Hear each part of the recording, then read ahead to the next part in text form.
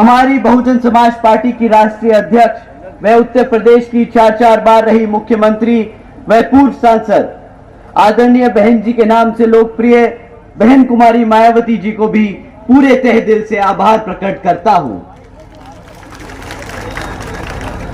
साथियों, बहन जी ने अपना पूरी जिंदगी बामसेफ, DS4 व BSP के जन्मदाता एवं संस्थापक मान्यवर साहब श्री कांशीराम जी के बताए हुए रास्ते पर चलकर परम पूज्य बाबा साहब भीमराव अंबेडकर जी के मानवतावादी व आत्मसम्मान एवं स्वाभिमान के मूवमेंट के कारवा को अपने आजीवन त्याग, तपस्या व कड़े संघर्ष से एक नई राजनीतिक ऊर्जा, शक्ति व पहचान दी है तथा उत्तर प्रदेश जैसे विशाल व महत्वपूर्ण राज्य में 4 बार अपनी बहुजन समाज पार्टी के नेतृत्व में सरकार बनाकर यहां बहुजन समाज के लिए एक ऐसी मिसाल बन गई हैं जिससे प्रेरणा लेकर करोड़ों लोग आज यहां सामाजिक तरक्की, सामाजिक परिवर्तन व आर्थिक तरक्की के मिशनरी कार्य से जुड़े हुए हैं। इतना ही नहीं बल्कि मैं खुद भी बहन जी के नेतृत्व से प्रभावित होकर आज BSP मूवमेंट से जुड़ा हूं और उनके पदचिन्हों पर चलकर इस मिशनरी दायित्व, कर्तव्य व फर्ज को पूरी कोशिश करूंगा निभाने की अपनी आखिरी सांस तक। साथियों, जैसा कि आप सब जानते हैं, लोकसभा चुनाव चल रहे हैं और इस बीच इन लोकसभा चुनावों में दुश्मन साम दाम दंड भेद का इस्तेमाल कर हमारे सभी कार्यकर्ता, हमारे लोगों को भटकाने का, भ्रमित करने का पूरी कोशिश करेगा। परंतु साथियों, दुश्मन आज उतना मजबूत नहीं जितना पहले था, तो वो आपके सामने आकर सामने से वार नहीं करेगा। आप लोगों के बीच में रहकर एक बहरूपिये का रूप की तौर में आप लोगों के बीच में रहकर आपको गुमराह करने की कोशिश करेगा। परंतु साथियों, अब समय आ गया है कि ऐसे बहरूपिये जो बहुजन समाज पार्टी के नाम पर नीला पटका पहनकर, जय भीम के नारे लगाकर, मान्यवर साहब को, बाबा साहब को अपना महान नेता मानकर, जय भीम के नारे लगाकर आप लोगों को कहते हैं कि भाई बहुजन समाज पार्टी अब पुराने जमाने की पार्टी है, तो ऐसे लोगों को अब मुंह तोड़ जवाब देने का समय आ गया है। साथियों, बहरूपियों को मुंह तोड़ जवाब देने का समय आ गया है। अब बर्दाश्त नहीं करेंगे कोई हमारी बहुजन समाज पार्टी का वोट काटकर इधर उधर विपक्षी पार्टियों को समर्थन देने की बात करे। साथियों, जो भी आपको बहुजन समाज पार्टी से भटकाने की कोशिश करे, बाबा साहब के नाम पर, मान्यवर साहब के नाम पर, बहन जी के नाम पर अगर बोले कि नहीं बहुजन समाज पार्टी अब हमारी पार्टी नहीं, हमें विपक्षी पार्टियों को वोट देना होगा, तो साथियों ऐसे लोगों को बख्शना नहीं।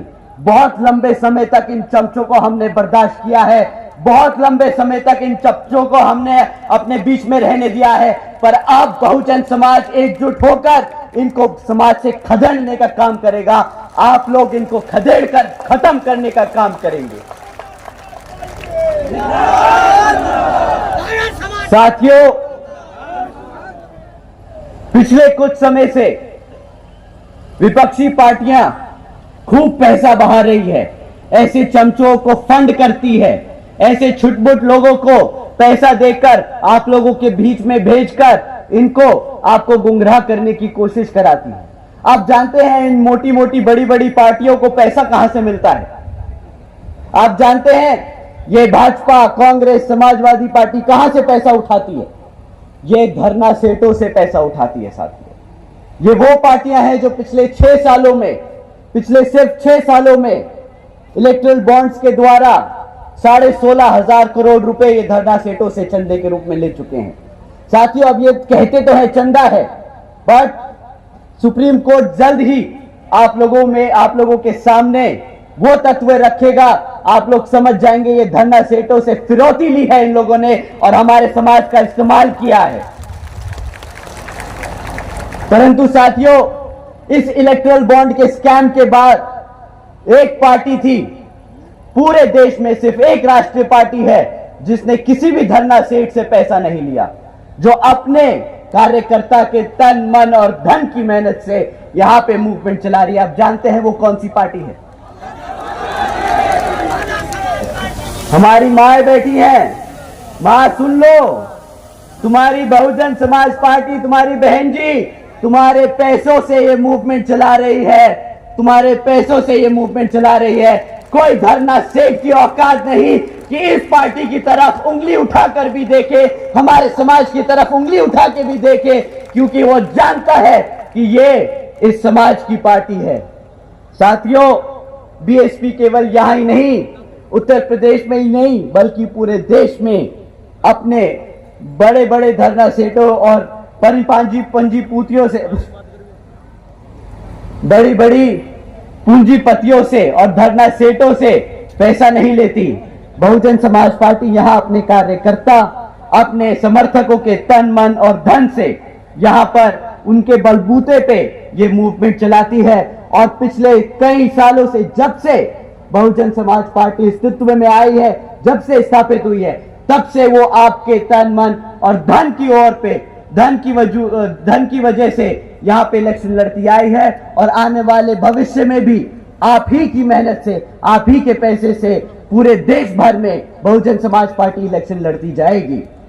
तो साथियों, मैं ये मौका लेता हूं आप लोगों का एक बार दिल से धन्यवाद करने के लिए कि आप लोग अपने दिन की दहाड़ी से निकालकर, आपके दिन की कमाई से निकालकर 10-10, 100-100 रुपया जो आप इकट्ठा करके पार्टी फंड में जमा करते हैं, उसकी बदौलत हम ये मूवमेंट चला पा रहे हैं। तो आप सभी को मैं तहे दिल से धन्यवाद करता हूं। आप लोगों की मेहनत को हम जाया नहीं जाने देंगे। आप लोगों की हकों की आवाज हम पार्लियामेंट तक पहुंचा कर रहेंगे और आपके लिए काम करते रहेंगे। साथियों, जैसा कि आप जानते हैं कि बहन जी ने कभी भी, बहुजन समाज पार्टी ने कभी भी कोई मैनिफेस्टो जारी नहीं किया, क्योंकि बहन जी मानती हैं कि जब जब यहाँ के लोगों ने, यहाँ की आवाम ने हमें सत्ता में बिठाने का काम किया, हमने बहुत काम किया है अपने समाज के लिए। तो जब भी हम वोट मांगने जाएं, हम अपने कामों के साथ वोट मांगने जाएं। हम आने वाले 5 साल 10 साल के वादों के साथ नहीं जाएंगे। हमने जो पिछले 10-15 सालों में काम किया, हम वो लेके जाएंगे। तो साथियों, इसी आधार पर हम आपसे दरख्वास्त करेंगे कि जब भी कोई विपक्षी पार्टी आप लोगों के बीच में आए वोट मांगने, तो आप उनसे उनके पिछले 10 सालों का काम मांगे कि भाई तुम पिछले 10 साल से सत्ता में थे, पिछले 5 साल से सत्ता में थे, पिछले 2.5 साल से सत्ता में थे, तो तुमने हमारे समाज के लिए क्या काम किए, उसके आधार पे आप उनको वोट देने का काम करेंगे। साथियों, इस बारी सवाल बिना किए कोई वोट नहीं जाएगा। हमारी माँ यहाँ बैठी हैं, आप अपने बच्चों को समझा दीजिएगा कि बेटा इस बारी बिना सवाल किए, बिना जवाब मांगे कोई वोट नहीं देगा। साथियों, इसी क्रम में मैं आप लोगों के बीच में कुछ मुद्दे छोड़ के जाऊंगा, कुछ सवाल छोड़ के जाऊंगा जो आप इन विपक्षी पार्टियों से पूछ सकते हैं। साथियों, पिछले 10 साल से केंद्र की सरकार में कौन सी पार्टी सत्ता में रही? कौन सी पार्टी सत्ता में रही? चोरों की पार्टी सत्ता में रही, भाजपा नहीं, चोरों की पार्टी सत्ता में रही है। तो साथियों, इन चोरों से पूछना पिछले 10 साल में तुमने हमारे समाज के लिए क्या किया। साथियों, पूछना, आप इनसे जाति और धर्म के आधार पे सवाल नहीं करना। अगर हम जाति और धर्म के आधार पे कुछ सवाल कर दिए तो इलेक्शन कमीशन कल हमें बंद कर देगा, कहेगा तुम जाति और आधार के नाम पर वोट मांगने का काम कर रहे हो। परंतु आदरणीय प्रधानमंत्री जी भड़काऊ भाषण दे सकते हैं, प्रधानमंत्री जी मुसलमान और हिंदू कर सकते हैं, तब इलेक्शन कमीशन की आंखों पे पट्टी बंध जाएगी, मुंह पे टेप बंध जाएगा, तब इनके हाथ में कोई ताकत नहीं होगी। पर जब साथियों, पर जब आपका बहुजन समाज सवाल उठाता है, तब इनको सारे कानून याद आ जाते हैं। कोई बात नहीं, एक समय आएगा जब गद्दी पर बहुजन समाज पार्टी की राष्ट्रीय अध्यक्ष बहन कुमारी मायावती जी प्रधानमंत्री होंगी और फिर वो कानून के आधार पर यहां पर काम करने का पूरी कोशिश करेंगी। साथियों, सो इन चोरों से पिछले 10 साल में रिकॉर्ड मांगिएगा, जाति और धर्म के आधार पर नहीं, पर शिक्षा, सुरक्षा और रोजगार के आधार पर, कि इन क्षेत्रों में, इन 3 क्षेत्रों में इनकी सत्ता में रहने के बाद क्या काम हुए आपके समाज के लिए। साथियों, शिक्षा से शुरू करते हैं। सबसे महत्वपूर्ण होती है हमारे बच्चों की शिक्षा। वो कहते हैं ना, बाबा साहब कहते थे कि शिक्षा वो शेरनी का दूध है, जो पिएगा वो, अरे दहाड़ो तो मेरे भाई, शेरनी। साथियों, बाबा साहब क्या कहते थे? शिक्षा वो शेरनी का दूध है, जो पिएगा वो दहाड़ेगा। साथियों, ये लोग वो हैं जो हमारे बच्चों को, हमारे बच्चों की शिक्षा छीनने का काम कर रहे हैं। पिछले 10 सालों में इन्होंने सरकारी स्कूलों की इतनी हालत खराब कर दी है, बदतर कर दी है, कि आज अगर सरकारी स्कूल के बच्चे को आप गुणा भाग करने को कहो तो 8वीं कक्षा के बच्चे गुणा भाग नहीं कर पाते। और ये मैं नहीं कह रहा, ये इनकी सरकारी सर्वे बोल रहे हैं। अगर आप उनसे पूछो अंग्रेजी में 4 सेंटेंस बोल दो बच्चे, तो वो सेंटेंस अंग्रेजी में सवाल जवाब नहीं कर सकते। वो समझ नहीं पाते कि सामने वाला अंग्रेजी में बोल क्या रहा है। साथियों, अगर शिक्षा के और नाम पर आपने ये खिलवाड़ किया है, तो आप बताइए, क्या इन लोगों को वोट बनता है कि नहीं? वोट नहीं बनता तो क्या बनता है? जूता, चप्पल या लाठी? क्या तीनों मारोगे? तीनों मारोगे? उन्होंने हमारे से शिक्षा छीनी है, उसके बदले तुम्हें वोट नहीं, ये डंडा मिलेगा। साथियों, शिक्षा के नाम पर इनसे जब सवाल करोगे तो ये आपको डिजिटल इंडिया की बात बताएंगे कि हमने डिजिटल इंडिया बनाया है। इंडिया में हर एक बच्चा आज कंप्यूटर पे है, वो टेक्नोलॉजी के बारे में सीख रहा है। परंतु साथियों, हकीकत ये है कि आज 65% से ज्यादा सरकारी स्कूलों में एक कंप्यूटर तक नहीं है। अगर सरकारी स्कूलों में कंप्यूटर नहीं होगा तो कहां से डिजिटल इंडिया बनेगा? कहां से हमारा बच्चा स्कूलों में टेक्नोलॉजी के बारे में सीखेगा? आप ही बताइए साथियों। अगर हमारा बच्चा प्राइमरी सेकेंडरी स्कूल में पास होकर किसी तरह सरकारी कॉलेजेस में दाखिला ले लेता है, तो आप जानते हैं उसका क्या हाल होता है।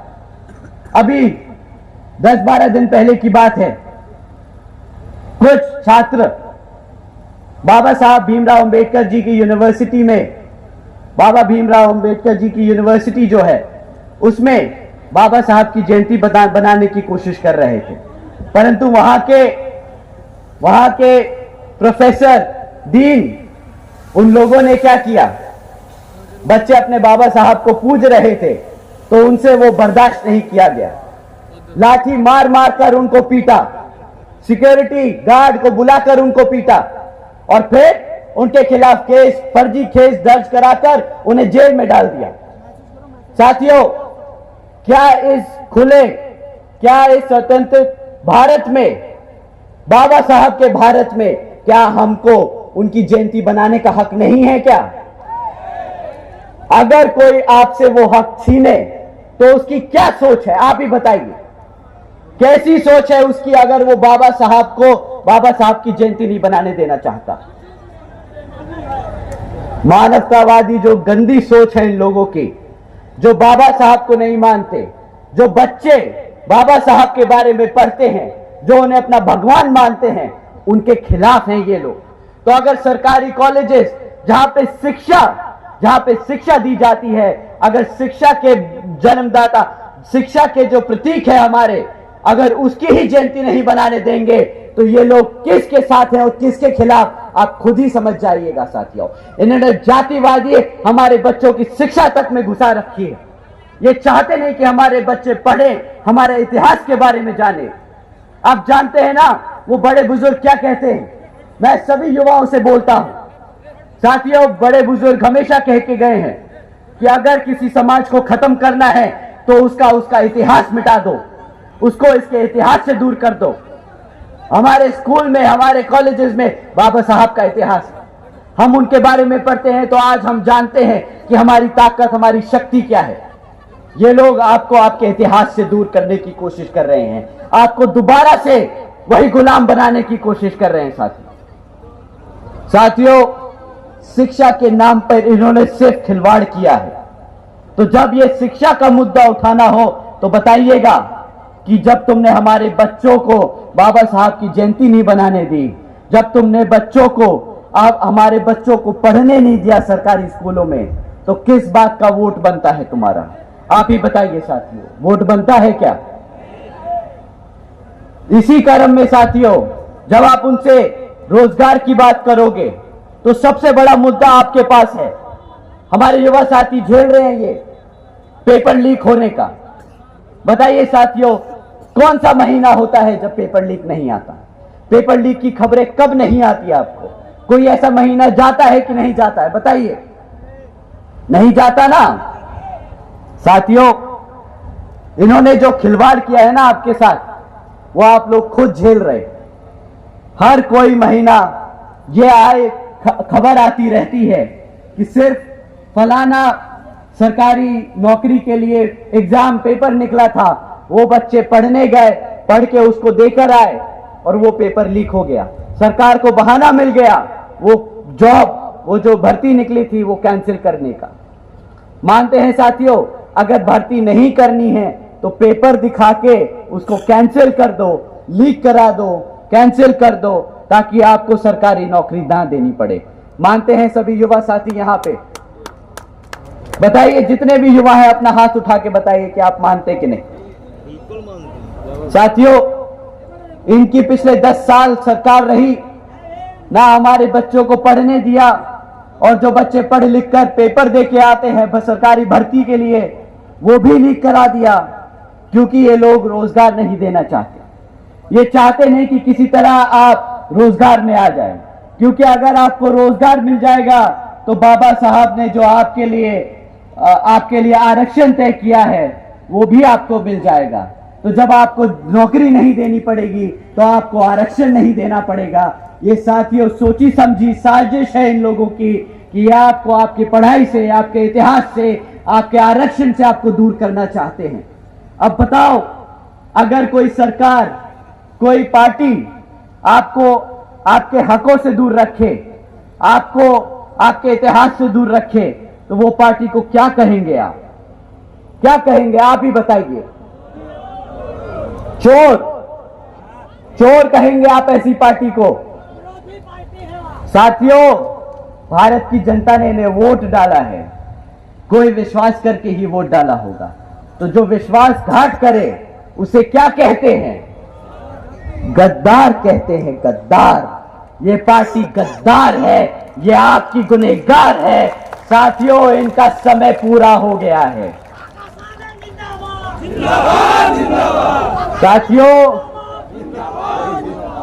साथियों, ऐसा नहीं है कि सरकार आपको रोजगार नहीं दे सकती। आप जानते हैं कि सेंटर में 30 लाख से पद खाली पड़े हैं, 30 लाख से ज्यादा सरकारी पद खाली पड़े हैं। चाहे तो ये कल आपको रोजगार दे चाहे तो आपको कल रोजगार दे दे, परंतु इनकी नीयत नहीं है, इनकी इच्छा नहीं है कि आप कभी रोजगार में आ जाओ। तो साथियों, ऐसी सरकार जो रोजगार नहीं देती, जो पढ़ने नहीं देती, ऐसी सरकार को कोई हक नहीं सत्ता में आने का। ऐसी सरकार को कोई हक नहीं आपके बीच में आने का। ऐसे लोग अगर आपके बीच में आए तो जूता निकाल के रेडी कर लीजिएगा कि वोट की जगह जूता मारने का समय आ गया है इनको। साथियों, कुछ दिन पहले आदरणीय प्रधानमंत्री जी ने मंच से कहा था कि कुछ लोग उत्तर प्रदेश की भाजपा सरकार को बुलडोजर की सरकार कहकर बदनाम कर रहे हैं। अब आप ही बताइए, जो सरकार अपने गरीबों का घर उजाड़े, जो सरकार उनसे उनका घर छीन ले, तो वो क्या बुलडोजर की सरकार नहीं है? आप ही बता दीजिए, बुलडोजर की सरकार है कि नहीं? आप ही बता दीजिए। साथियों, ये बुलडोजर की सरकार पर आदरणीय प्रधानमंत्री जी ने कहा था कि नहीं, वो बुलडोजर की सरकार नहीं है। तुम्हें आंखें खोलनी चाहिए और देखना चाहिए कि उत्तर प्रदेश में कितनी प्रगति हो रही है, कितना व्यापार बढ़ रहा है। तो साथियों, हमारे प्रधानमंत्री जी हैं, अगर कहेंगे आंखें खोल के देखो, तो हमने कोशिश करी, ढूंढा कि उत्तर प्रदेश में क्या चल रहा है। घर उजाड़ना तो एक कहानी थी, दूसरी ओर क्या चल रहा है, हमने वो भी पढ़ने की और समझने की कोशिश करी। तो साथियों, पाया कि यूपी आज पूरे देश में नंबर 1 बन चुका है, उद्योग में नहीं, अपनी बहन बेटियों पे अत्याचार करने के लिए देश में नंबर 1 बन चुका है। लालच है ऐसी सरकार को जो अपनी बहन बेटियों को सुरक्षा नहीं दे पाती। साथियों, उससे भी डरावना सच सामने आया। यूपी में 40% बच्चे कुपोषण के शिकार हैं और यह देश में नंबर सबसे ज्यादा है। देश में सबसे ज्यादा कुपोषण के शिकार के केसेस बच्चों के यहां उत्तर प्रदेश में आते हैं। ऐसी सरकार जो अपने बच्चों को भूखा रख ले, वो बर्दाश्त कर ले, क्या ऐसी सरकार को सत्ता में रहने का हक है? नहीं है ना, बिल्कुल।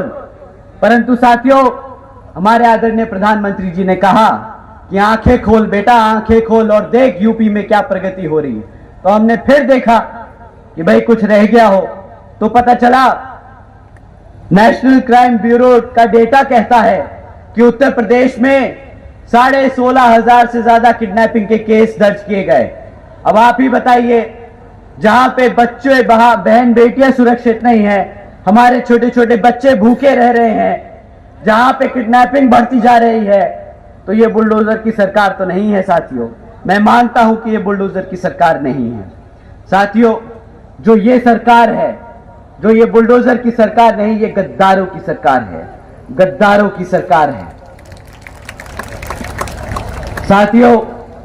जो सरकार अपने युवाओं को, जो अपने बच्चों को भूखा रखे, जो सरकार अपनी बहन बेटियों को, जो बहन बेटियों पे अत्याचार होने दे, जो अपने युवा साथियों को, युवाओं बच्चों को बेरोजगार रखे, जो अपने बड़े बुजुर्गों को फ्री राशन के नाम पर यहां की जनता को गुलाम बनाकर रखे, ऐसी सरकार को आप जानते हैं क्या कहना चाहिए? ऐसा शासनकाल पता है कहां होता है? जहां बच्चे भूखे रहें, जहां बहन बेटियों पे अत्याचार हो, जहां युवा बेरोजगार हो, जहां जनता फ्री राशन के नाम पे गुलाम बना दी जाए। ऐसी सरकार आतंकवादियों की सरकार होती है। ऐसी सरकार तालिबान अफगानिस्तान में चलाता है साथियों। इन सरकारों ने, भाजपा की सरकार बुलडोजर की सरकार नहीं, यह आतंकवादियों की सरकार है, अपनी आवाम को गुलाम बनाकर रखा है। ऐसी सरकार का समय आ गया है अब खत्म होने का, और यहां पर बहुजन समाज पार्टी की सरकार बनाकर, बहन जी को प्रधानमंत्री बनाकर यहां पे उत्तर प्रदेश में बहुजन समाज पार्टी का राज कायम करने का।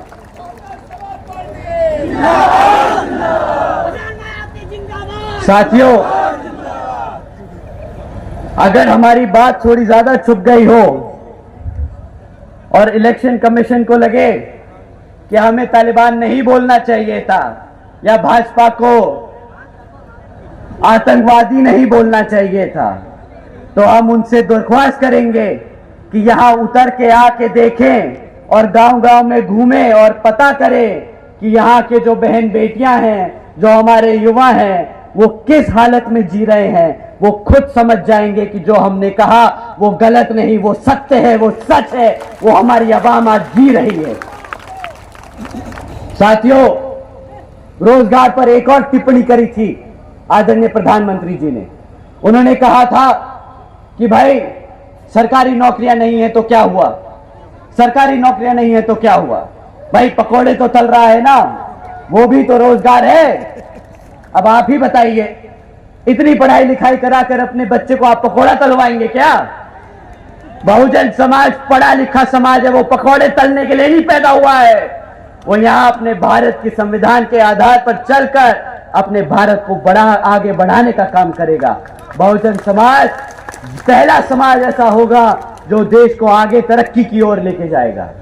साथियों, अगर आपने गलती से भी इनको सत्ता में आने दिया तो अगले 5 साल बाद ये बोलेंगे कि भाई हमने सबके हाथ में कटोरा थमाने का काम किया है, अब सब कटोरा लेके भीख मांग रहे हैं, तो क्या वो भी रोजगार है? वो भी रोजगार है। आप ही बताइए साथियों। साथियों, जब आप लोग भूखे हो, जब आप लोगों पे अत्याचार हो रहा है, तो आपका ध्यान भटकाने के लिए क्या करता है ये सरकार?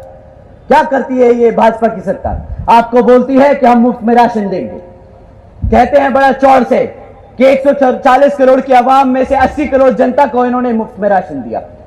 अब आप ही बताइए, क्या राशन मुफ्त में लेने के लिए भारत की जनता ने इन्हें सत्ता में बिठाया था? आप ही बताइए।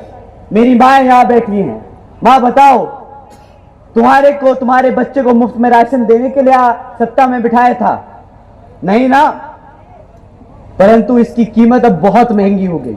आप लोग जानते हैं कि 80 करोड़ जनता को जो मुफ्त में राशन दे रहे हैं, हमारे जो फॉर्मल सेक्टर में लोग मेहनत करके टैक्स जमा करते हैं, आप जो दूध खरीदते हो, जिसमें आप जीएसटी जमा करते हो, उससे ये पैसा आता है। आप पता है आप कितनी कीमत चुकाते हो इस मुफ्त राशन की?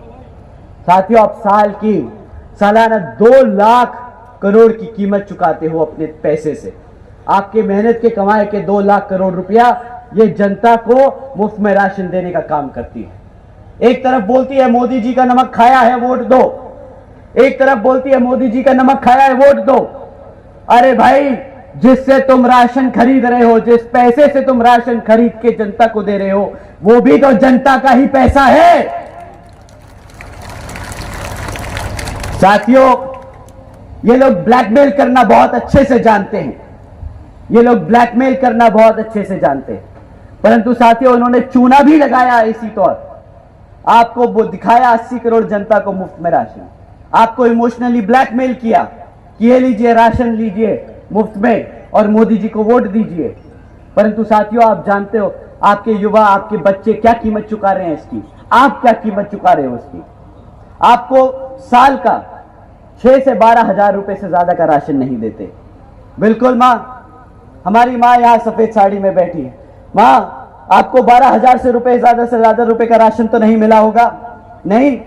परंतु अगर आपके घर में एक बच्चे को क्लास 4 की सरकारी नौकरी भी मिल जाती तो वो महीने का आपको पता है कितना कमाता? वो महीने का 25 से 30 हजार रुपया कमाता, साल का 2.5 से 3 लाख रुपया कमाता।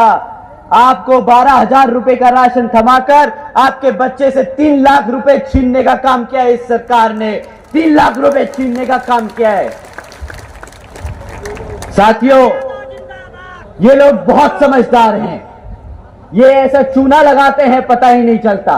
परंतु हमारा आज पढ़ा लिखा युवा है, पढ़ा लिखा युवा है, समझता है कि ये मुफ्त के राशन के देने के चक्कर में हमें कितना बड़ा धोखा, हमारे साथ कितना बड़ा धोखा किया जा रहा है।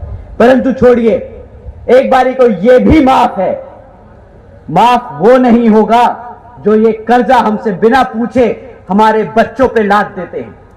साथियों, जब 2014 में ये लोग सत्ता में आए थे तो भारत सरकार पर 58,60,000 करोड़ का कर्जा था। आज 2024 में वो कर्जा 152 लाख करोड़ पहुंच चुका है। आप जानते हैं साल का सिर्फ 10 लाख करोड़ रुपया हम ब्याज चुकाते हैं उस कर्जे का।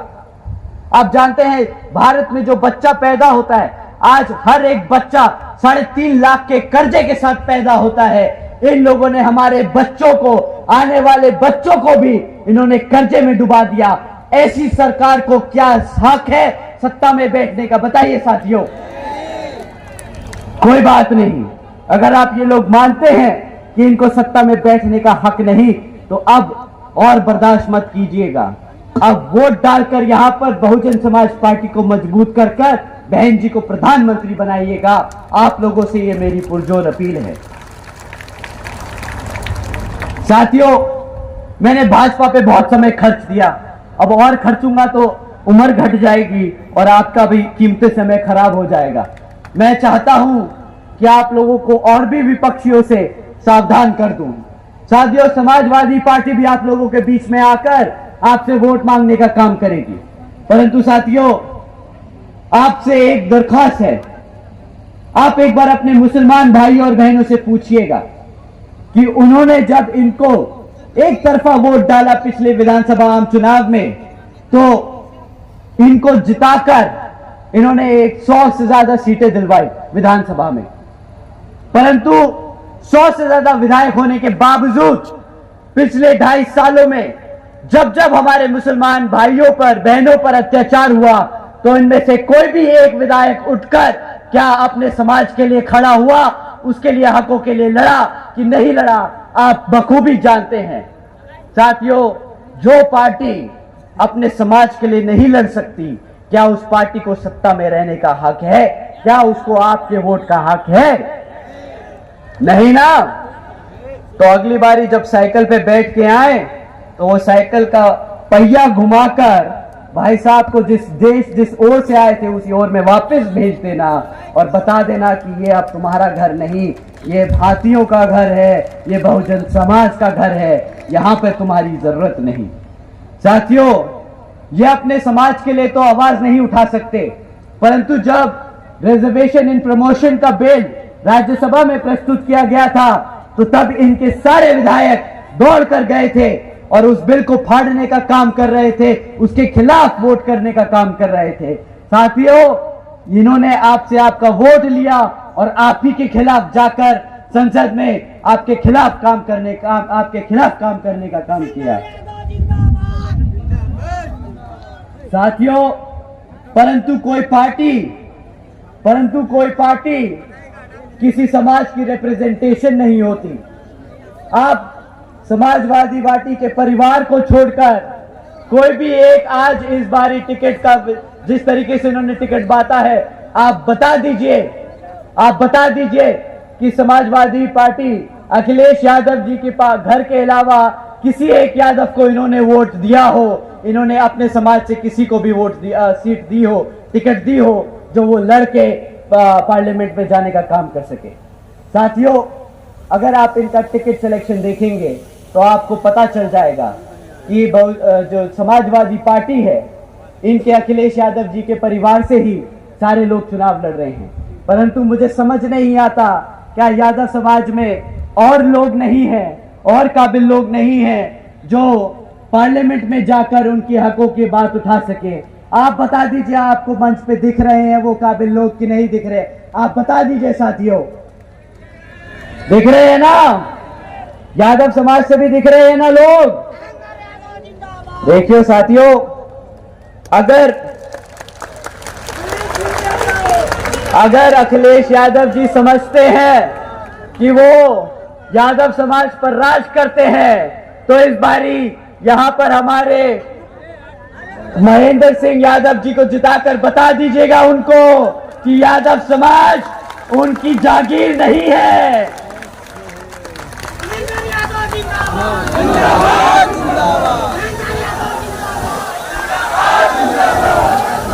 साथियों, इतना ही